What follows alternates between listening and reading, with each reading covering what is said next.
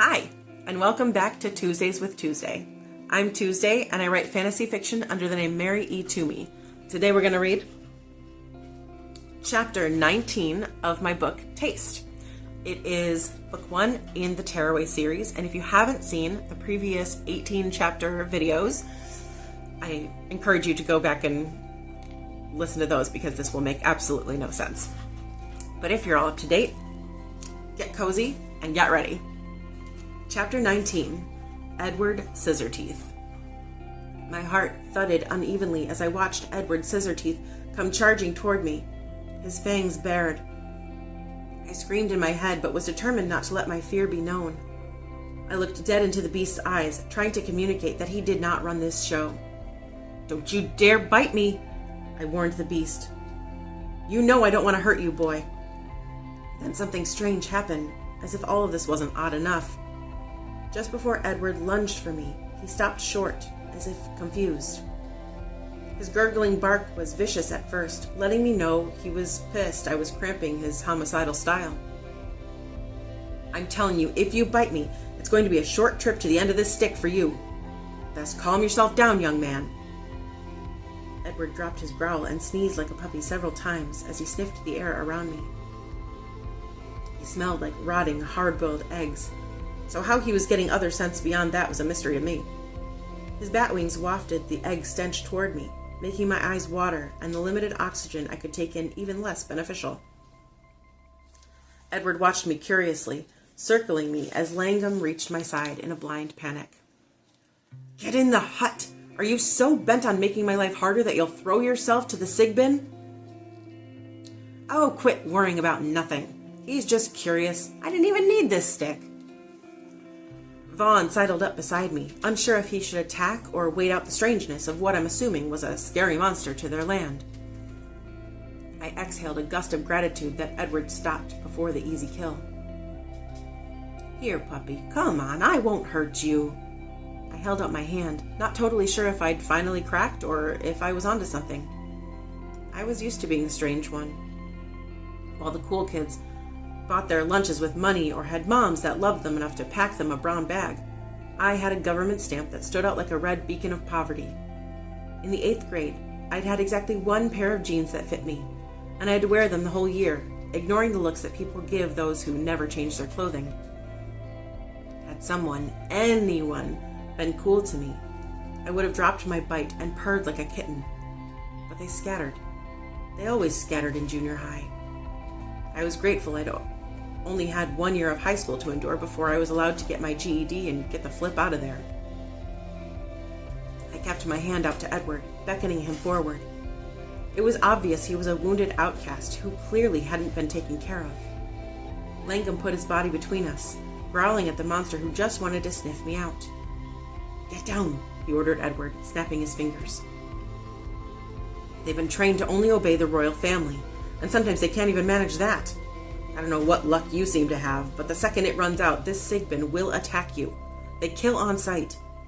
I don't know what's going on with this one. Defective, I guess." Vaughn stood next to Langham to shield me, but the danger didn't seem to be all that harrowing anymore. I knelt down and reached between Langham's legs, handing the puppy the stick I'd gotten to defend myself with, just so he'd have something to play with. "Here you go, baby." "Honestly," Langham huffed, "get in the hut." "Peach, slowly back away and come with me." "Do you see him hurting me?" I motioned to Edward, who was playing with the stick like it was a chew toy. "He's a puppy." "Do you see what's hanging around his neck?" Langham pointed to the rope collar with 5 misshapen, shriveled sacks hanging down from it.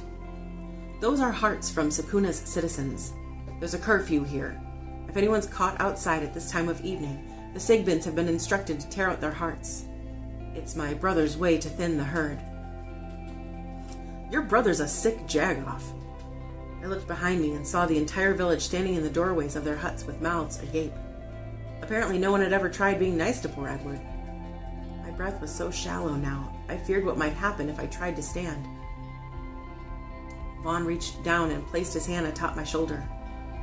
"Careful." I ignored Vaughn and cooed to the puppy.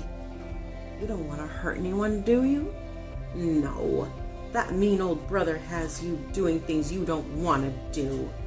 My brother would never do that to you. I paused before crawling between Vaughn and Langham, forcing myself to get disgustingly muddy for the good of the people in the huts still gawking at me. Come here, I won't hurt you. Langham's voice was level, but weighted with fear for me. Lady October, you'll slowly back up and stand behind us. How you haven't been torn to bits yet is beyond me. I've always had a thing for dogs. They get me. I reached out and beckoned the creature closer. Is everyone in their hut yet? Did the pregnant woman make it there? Langham softened, and I could hear a note of wonder in his voice. They're safe. You're doing this for them? You're risking your life for my people? I don't give a smack in the face whose people they are. I won't sit back and do nothing while a pregnant woman gets mauled by an animal who doesn't know any better. Your brother's a sideways jackfish, Lang. I looked up and saw Vaughn crack half a smile before stuffing it away so he could be on guard in case my puppy decided to eat me. Edward inched closer, sniffing the ground before he gave in and buried his muzzle in my palm. I would have cringed at germs if he'd been a person, but I'd always had a pass for animals, not caring how filthy they got. Animal germs had never really bothered me. Plus, I was queen of the mud by this point. Edward purred like a cat when I ran my hand over his scales, petting him behind his goat ears and smiling through my fear and curiosity. I stiffened when an arm wrapped around my stomach protectively. The cologne, cigar scent, and firm abdomen told me it was Vaughn kneeling in the mud behind me. Okay, love, it's time to say goodbye to the terrifying monster. Prince Langham can handle the Sigbin from here. He tried to pull back, but Edward compensated and came toward me. Craving the contact I could tell he'd been living without. He was me. I shied away from touch because I didn't understand it. I hadn't been raised with a whole lot of the good kind. Judging by the scars on Edward's face, he hadn't been treated to a Brady Bunch life either. I wanted that life, the Brady paradise.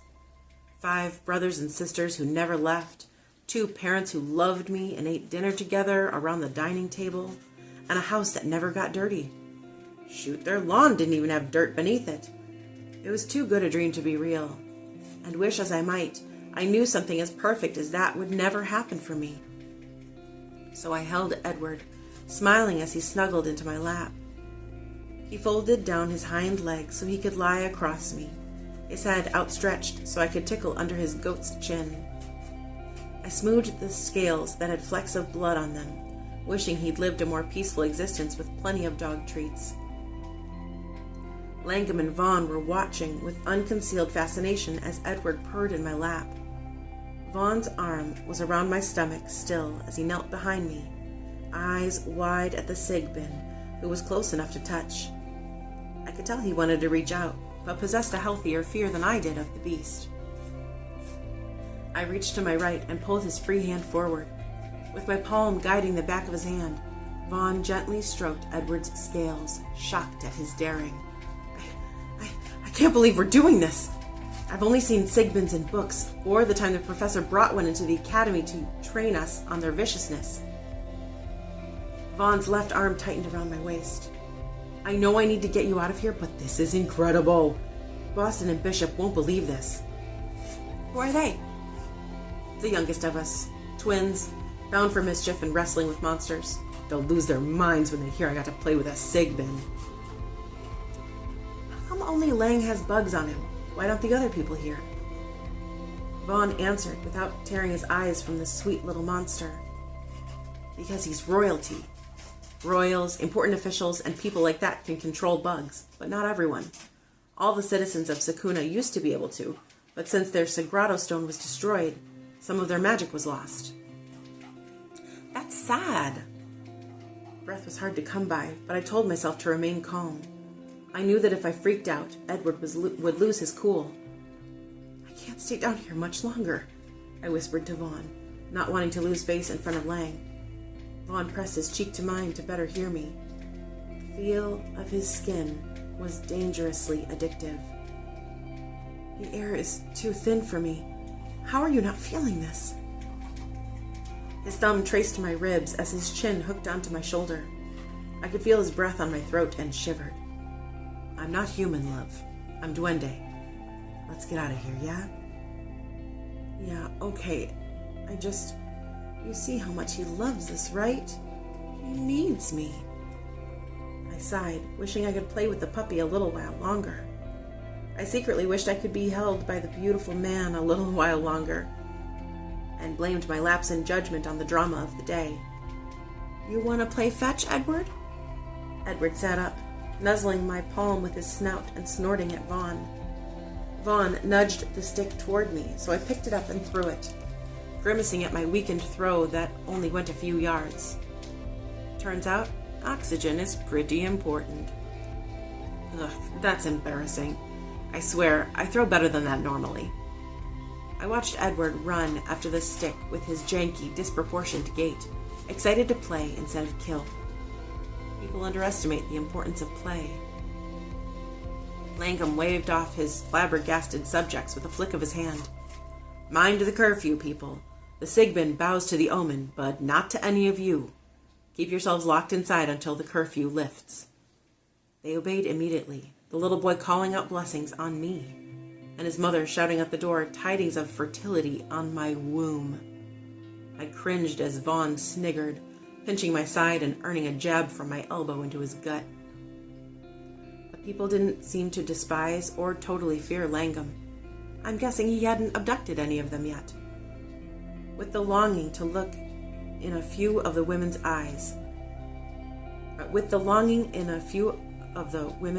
I could tell that they revered him, loved him even. I did not get it. And that is the end of chapter 19. We are making such good progress. I am really proud of us. What are you reading lately?